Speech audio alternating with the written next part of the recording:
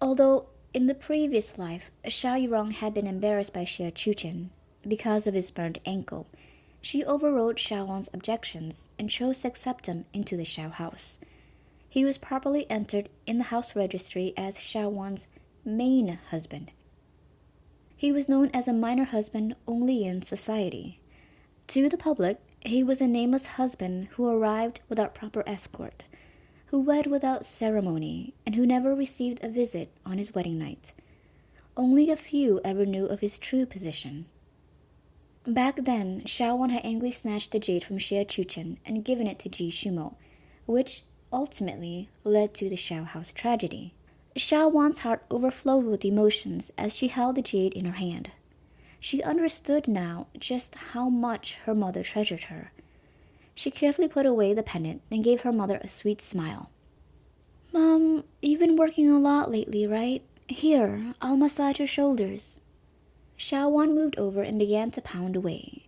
When she did, she noticed patches of silver in her mother's hair. The sight made her eyes blur with unshed tears. After all, her mother was barely 30. There had always been something separating them, preventing them from getting close. The distance made Xiao Wan rebel, to be resistant and hateful towards her mother. It wasn't until she met Ji Shumo and listened to his suggestions that her relationship with Xiao Yurong improved. Too bad it was just a ruse, a way for Ji Shumo to insinuate himself into the Xiao house and earn Xiao Yurong's trust. Having died once already, she was well aware just how foolish she had been. She wondered why she couldn't see how exhausted her mother was, or how gray her hair turned.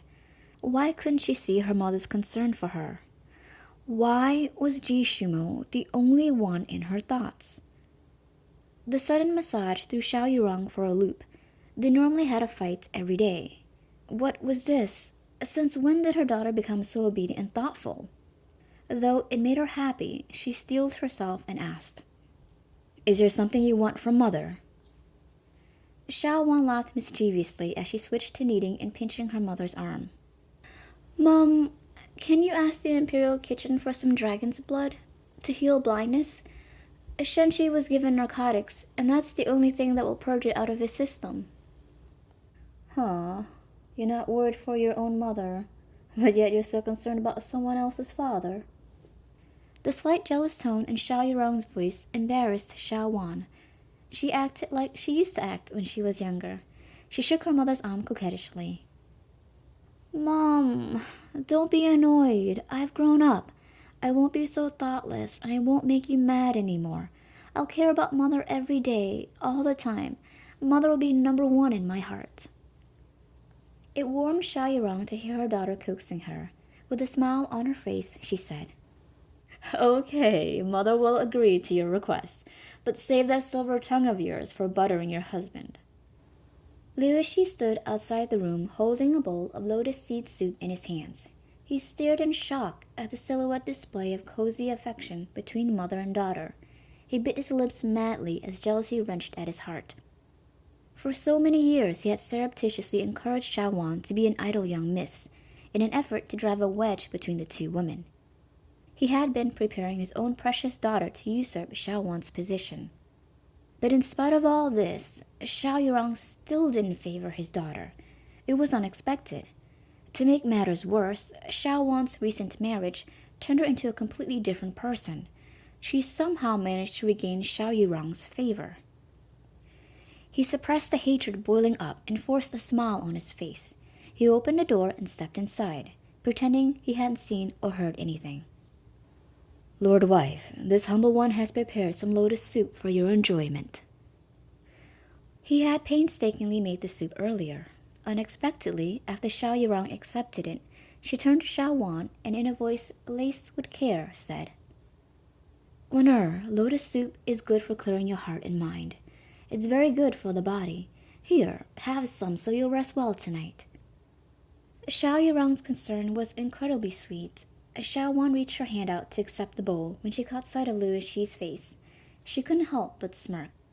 She stopped her hand and said, "This is something minor husband Liu Shi made for Mother. I wouldn't dare have it alone. Why don't Mother have some instead? It's getting dark and I don't want to disturb Mother's rest. There were 10 career officials in the Shao house. The most important was the deceased General Xiaoping. The second most important was the Ministry of War's Xiao Yurong. There were others as well, but they were in minor official roles of the 5th and 6th ranks. The Shao house also owned 10 shops and 10 farms. The farms consisted of 5 orchards, a rice paddy at the base of the mountain, and several large tracts of vegetable fields and bamboo forests. Xiao Wan stood to inherit all of it because of her position as the eldest daughter of the main husband. Minor daughters weren't allowed to give offerings and pray to the ancestors in the shrine, so they weren't typically allowed to inherit the mother's position. 2 exceptions were if the main husband failed to produce an heir, or if the heir produced was truly worthless.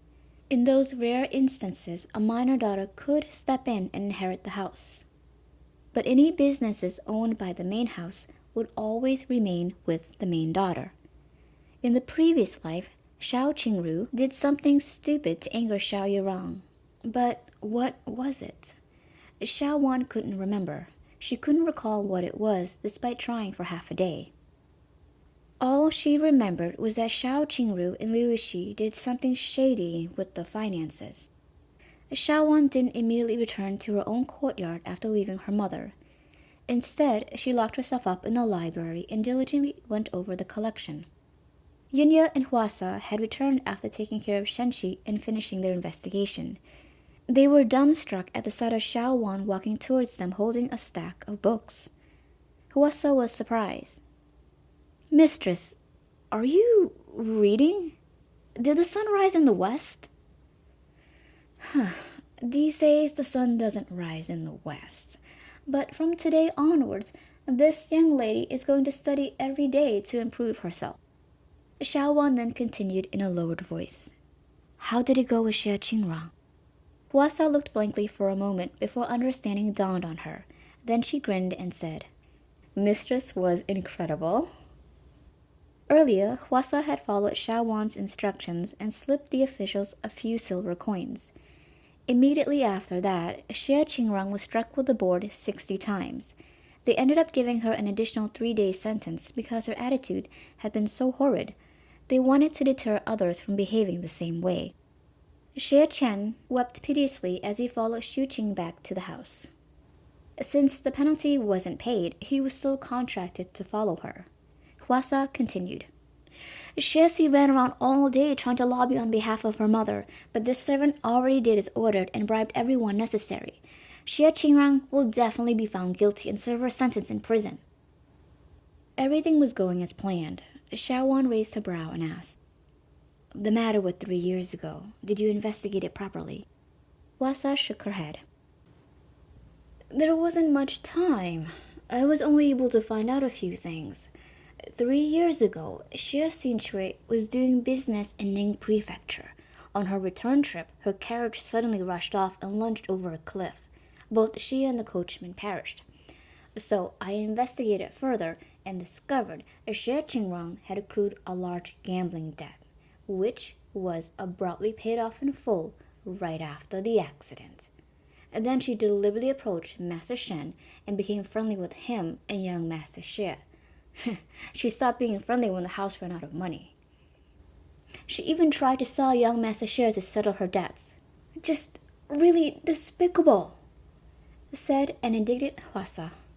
Somewhat embarrassed by her outburst, she continued, "Young Master Xie is not like the rumors." Yunya suddenly interjected. "Young Master Xie went missing 3 years ago. It was the day after Madame Xie passed away. Master Shen was so overwrought that he lost his vision. There were all kinds of rumors back then, even one about young Master Xie meeting mishap. But 3 days later, he returned to the estate on his own. He was a completely different person after that." Xie Xinchui's carriage accident, Shen Shi's blindness, Xie Chuchen's disappearance. They already guessed Shen Shi's blindness was from Xie Qingrang's schemes. Were the other things coincidence as well, or... Xiaowan knitted her brows. Huasa, investigate this matter carefully. See whether if Xie Qingrong had anything to do with the events surrounding Xie Xinchui's death and about Xie Chuchen's disappearance. Yunya, investigate Ji Shumo and the Ji House. As I recall, the Ji House was suffering economically that year as well. Yunya hesitated before asking, Mistress, are you suspicious of main husband Ji? Xiaowan sneered. Main husband Ji?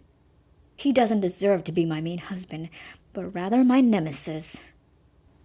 Yunya stared, startled by the intense animosity in Xiaowan's eyes. She was still trying to understand how such a deep love could turn into such hatred. Xiaowan continued. Just keep an eye on the Ji House and report any movements to me. Yes, mistress. Yes, mistress.